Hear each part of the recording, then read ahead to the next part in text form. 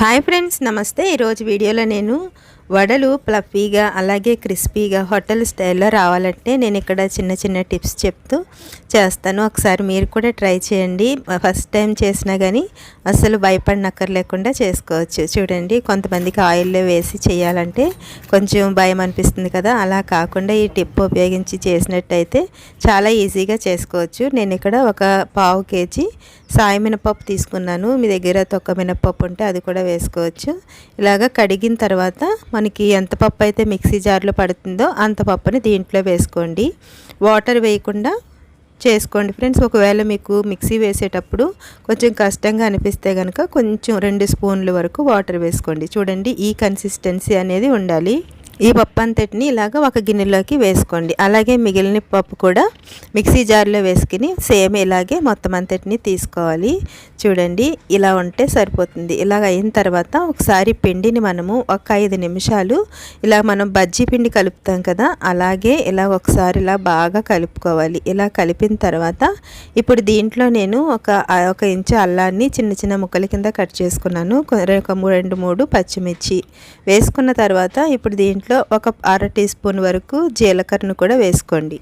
ఒకవేళ మీకు ఇష్టమైతే కనుక దీంట్లో మీరు ఆనియన్స్ కూడా వేసుకోవచ్చు. సరిపడినంత సాల్ట్ వేసుకోండి. దీంట్లో సీక్రెట్ ఇంగ్రీడియంట్ ఏంటంటే ఇడ్లీ రవ్వ ఉంటుంది కదా, దాన్ని ఒక 2 గుప్పెళ్ళు తీసుకుని ఒక అరగంట సేపు నానబెట్టుకోవాలి. అరగంట సేపు నానబెట్టుకుంటే సరిపోతుంది.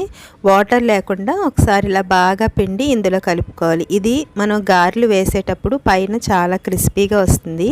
ఇలా వేసుకున్న తర్వాత ఇదంతా కలిసేటట్టు కింద ఇలా కలుపుకోవాలి. ఇందులో సోడా కూడా ఏమి వేయక్కర్లేదు ఫ్రెండ్స్, చాలా ఫ్లఫీగా వస్తాయి. ఒకసారి మీరే ట్రై చేయండి. ఇదంతా బాగా కలిపిన తర్వాత ఒకసారి మూత పెట్టుకుని ఇప్పుడు మనం స్టవ్ మీద ఆయిల్ హీట్ అయ్యే వరకు ఇలాగా పెట్టుకోవాలి. ఇలా ఆయిల్ హీట్ అయిన తర్వాత నేను ఇక్కడ ఒక డబ్బా మూత తీసుకున్నాను. ఇది కూరగిన్నెకైనా పెట్టుకోవచ్చు. ఒక కర్చీఫ్ని ఇలాగా మనం కట్టుకోవాలి. ఇలా కట్టిన తర్వాత కొంచెం వాటర్ అప్లై చేసుకుని ఇలా గారెలు వేసినట్టయితే మనం ఫస్ట్ టైం వేసినా కానీ అసలు భయం లేకుండా చక్కగా వేయచ్చు. కొంతమంది ఆయిల్ చిందేస్తుంది అని చెప్పి భయపడతారు కదా, అలా కాకుండా ఒకసారి ఇలా ట్రై చేసి చూడండి, చాలా బాగా వస్తాయి. అలాగే అన్నీ ఒకే సైజులో కూడా వస్తాయి కూడా. చూడండి, అన్నిటినీ ఇలాగా వేసుకున్న తర్వాత ఇది లో టు మీడియం ఫ్లేమ్లో పెట్టుకుని ఫ్రై చేసుకోండి. ఆయిల్కి ఎంతైతే సరిపోతుందో అన్నీ వేసుకోవాలి.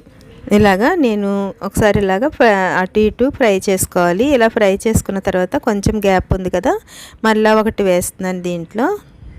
ఇలా వేసుకుని చూసారా ఎంత సింపుల్గా పడిపోతుందో. ఇలాగా మంచి కలర్ వచ్చేటట్టు కింద ఇలా ఫ్రై చేసుకోవాలి. మనకి గారెలు అనేవి బ్రౌన్ కలర్ వస్తేనే మనకి క్రిస్పీగా ఉంటాయని గుర్తుంచుకోండి. చూడండి, ఇలాగా అయిన తర్వాత అస్సలు ఆయిల్ అనేది పీల్చవు, మిక్సీలో వేసిన పిండి అయినా సరే. ఒకసారి చూసారు కదా ఫ్రెండ్స్, ఇలా ఒకసారి మీరు కూడా ట్రై చేసి చూడండి. అలాగే మిగతా ఉన్న పిండిని కూడా ఇలా వేసుకోవాలి. ప్లీజ్ నచ్చినట్లయితే సబ్స్క్రైబ్ చేయండి, లైక్ చేయండి. అలాగే థ్యాంక్ యూ ఫర్ వాచింగ్.